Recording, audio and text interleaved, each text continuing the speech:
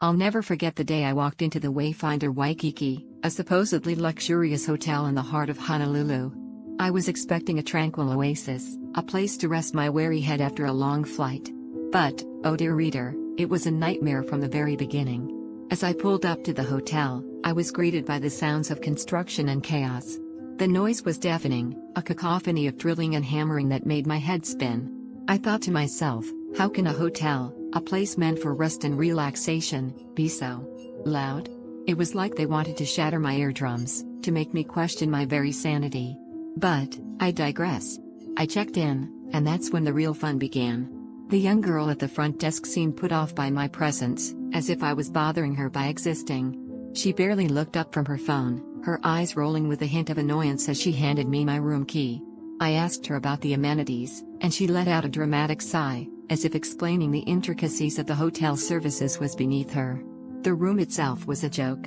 The street side was incredibly noisy, and I mean, incredibly. It was like they had placed a construction site directly outside my window. I couldn't even hear myself think, let alone sleep. And don't even get me started on the construction itself. It was as if they were intentionally trying to disrupt my peace. But, the real kicker was the elevators. Only one of them was working, and it was like they expected me to be grateful for that one, solitary elevator. It was like they thought I was some kind of peasant, willing to accept any crumbs they threw my way. I mean, what kind of hotel only has one working elevator? It's basic, people. And then, there was the pool area. Oh, the pool area. It was like they had taken all the rejects from the island and put them in charge of the pool. The drinks were overpriced, the chairs were scarce, and the whole atmosphere was just off. It was like they were trying to make me feel unwelcome, like I was some kind of intruder in their little poolside utopia. But, what really got my blood boiling was the complete and utter lack of preparedness in the face of an emergency. When a tsunami warning went off, the hotel staff was completely MIA. They told us to go out and find food, as if we were some kind of scavengers, roaming the streets in search of sustenance. I mean, what kind of hotel doesn't have a contingency plan in place for emergencies? It's not like tsunamis are a rare occurrence in Hawaii. And don't even get me started on the security issues. I mean, how can a hotel not keep your personal information safe? It's like they're begging to be hacked, to have their customers' sensitive information compromised. I received a booking confirmation email from Wayfinder, saying I'd booked a room for the night, even though I had already checked out. It was like they were trying to gaslight me, to make me question my own sanity. But, you know what the cherry on top was? The complete and utter lack of empathy from the hotel staff. They didn't care that I was frustrated, that I was disappointed, that I was downright angry. They just shrugged it off, like they were above it all. Like they were the victims, and I was the one who was somehow in the wrong. It's like they thought they were above the law, above criticism, above basic human decency. And that, my friends, is the most infuriating thing of all. So, to all my dear readers out there, let this be a warning to you. Stay far, far away from the Wayfinder Waikiki. Trust me, you won't regret it. What do you think, dear readers? Have you ever had a similar experience with a hotel? Share your stories in the comments below. Okay, here is let's talk about what surrounds the Wayfinder Waikiki. Because a hotel, lovely as it may be, doesn't exist in a bubble. It exists within something. And that something, well, it's complicated. It's a bit like opening a beautifully wrapped present to find a slightly used sock. Not terrible, just not what you hoped for. It's a feeling I'm getting used to, honestly. I've spent a lot of time sifting through what other travelers have experienced near this hotel. And I'm starting to feel a persistent, low-grade hum of disappointment. It's a dull ache, really. It feels like finding a chipped teacup in a set of otherwise perfect porcelain. It shouldn't ruin the whole set, but it does cast a shadow, doesn't it? Essentially, businesses in this area seem to operate under a quiet agreement, charge a premium, deliver less than a premium experience. It's a pattern. A rather exhausting pattern. Let's begin with the international marketplace. Now, it sounds grand. International market. It suggests bustling stalls, exotic wares, a vibrant, chaotic energy. What it is, apparently, is a high-end mall pretending to be something it isn't. I find that deeply unsettling. It's like a chameleon trying to look like a pineapple. It's just wrong. People describe overpriced parking, We're talking near highway robbery for a basic mall, and a frustrating lack of unique offerings. 27 minutes just to find parking?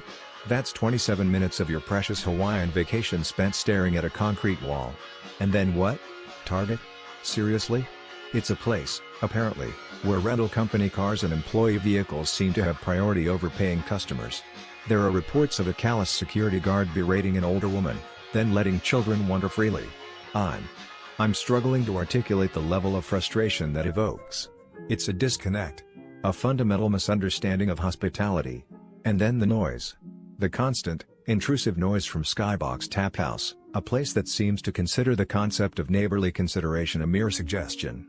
It feels aggressive. Like a persistent cough in a library. Then we have Laniwai Spa. The name whispers of tranquility, of ancient healing rituals. The reality, it seems, is a masterclass in rushed relaxation and questionable customer service. Booking months in advance, only to be met with a cold check back tomorrow loop? That's not luxury, that's a tactic. And even if you do manage to secure a slot, you're likely to find yourself unceremoniously ushered out before you've even had time to fully absorb the experience. There's a feeling, a recurring theme, of being treated as a number, not a person. Some are reporting massages that feel less like therapeutic treatments and more like lotion application. And for a price tag of $250? I feel a twitch in my eye just thinking about it. It's a slight, it's an injury to the spirit. Unequal treatment based on gender is also a concern. The men's steam room being out of service without notification? It's a small detail, perhaps, but it speaks to a broader disregard for detail, a carelessness that is jarring. Let's move on to Redfish Waikiki. It promises a taste of the islands. What it delivers, according to many, is a rather bland and overpriced experience. Servers who appear actively disinterested in your presence. Food that arrives cold, oily, or simply lacking flavor. It's a disappointment, frankly.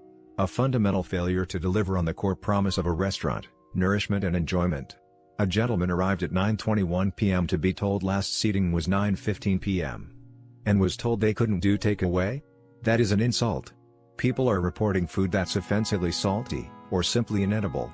I can feel a tightening in my chest. It's not the food specifically, it's the principle of the thing. It's the blatant disregard for value. And the consistent reports of rude staff? It feels personal. Like a deliberate attempt to dampen your spirits. A restaurant is meant to uplift, not weigh you down. ARVO Cafe. Oh, ARVO Cafe. It presents itself as a charming, Instagrammable haven. What it appears to be is a place where ambition exceeds execution. Stale coffee cake that tastes like it's been residing in the refrigerator for an you know, I'm looking into crimes near Wayfinder Waikiki, and it's just so sad, like, people coming on vacation to have a good time, and then they get scammed, you know? Businesses near Wayfinder Waikiki are like, super shady, you know? They're always trying to make a quick buck off tourists. Like, have you heard about these aggressive cosmetic salespeople? They're everywhere in Lahaina, which is just a short drive from Wayfinder Waikiki. These salespeople will stop at nothing to get you to buy their super expensive skincare products. They use high-pressure tactics, and it's just so frustrating, you know? I mean, can you imagine being on vacation, just trying to relax, and then some pushy salesperson comes along and starts yelling at you to buy their stuff? I predict that most people who got scammed probably felt so embarrassed and frustrated, like, they just wanted to get away from the situation. And then they probably went back to their hotel, like, feeling so defeated, you know? And the salespeople, they probably just laughed all the way to the bank, thinking they got away with it.